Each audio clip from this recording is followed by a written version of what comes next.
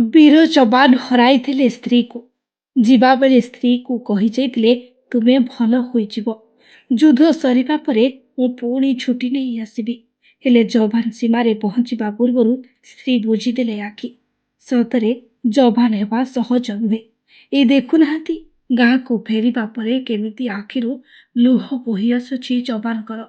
ସ୍ତ୍ରୀକୁ ଭଲ କରି ଘରକୁ ଫେରାଇ ନେଇ ଆସିବାକୁ କଥା ଦେଇ ସୀମାରୁ ଡାକରା ଆସିଲା ବୋଲି ଚାଲିଗଲେ ସ୍ୱାମୀ।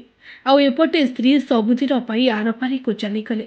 ଆଇସିୟୁରେ ସଙ୍କଟାପନ୍ନ ଅବସ୍ଥାରେ ଥିବା ସ୍ତ୍ରୀ ଜସ୍ମିନକୁ 13 ଦିନର ଶିଶୁକନ୍ୟାକୁ ଛାଡ଼ି ସଶସ୍ତ୍ର ସୀମାବଳ ଏସଏଚ ଯବାନ ଲଖନପୁର ବ୍ଲକ ଟେଙ୍ଗନାମାଲ ଗ୍ରାମର ଦେବରାଜ କଣ୍ଡ ଗତ 11 ତାରିଖରେ ସୀମାରେ ଡ୍ୟୁଟି ପାଇଁ ବାହାରି ଯାଇଥିଲେ।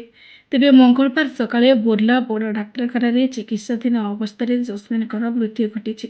ସେପଟେ କେନ୍ଦ୍ରମନ୍ତ୍ରୀ ଧର୍ମେନ୍ଦ୍ର ପ୍ରଧାନ ଜିଲ୍ଲା ପ୍ରଶାସନର ଉଦ୍ୟମ କ୍ରମେ ଯବାନ ଦେବରାଜ ଅଧା ବାଟରୁ ଫେରିଛନ୍ତି। ବିମାନ ଯୋଗେ ଆଜି ସନ୍ଧ୍ୟା 7:45ରେ ଝାରସୁଗୁଡ଼ା ବିମାନ ବନ୍ଦରରେ ପହଞ୍ଚି ନିଜ ଗାଁକୁ ଯାଇଛନ୍ତି। ସେଠାରେ ଜସ୍ମିନଙ୍କ ଶେଷକୃତ୍ୟ ସମ୍ପନ୍ନ ହୋଇଛି। ମୁଖ୍ୟମନ୍ତ୍ରୀ ମୋହନ ଚରଣ ମାଝୀ ଏନେଇ ଗଭୀର ଶୋକ ପ୍ରକାଶ କରିବା ସହ ଏଭଳି କଠିନ ସମୟରେ ରାଜ୍ୟ ସରକାର ଓ ଓଡ଼ିଶାବାସୀ ଯବାନ ଶ୍ରୀ ଗଣ୍ଡଙ୍କ ପରିବାର ସହ ଛିଡ଼ା ହୋଇଛନ୍ତି ବୋଲି କହିଛନ୍ତି।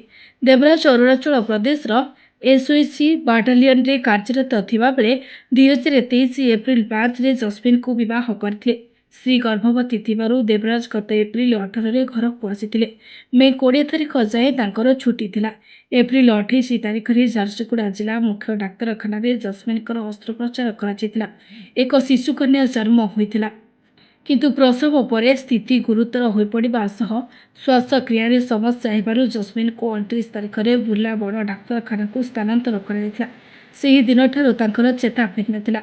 ସେପଟେ ନବଜାତ ଶିଶୁକନ୍ୟାକୁ ଧରି ହସ୍ପିଟାଲରେ ସ୍ତ୍ରୀକୁ ଜଗି ରହିଥିବା ଦେବରାଜକୁ ପଡ଼ିଥିଲା ଦେଶ ମାତୃକାର ଡାକରା।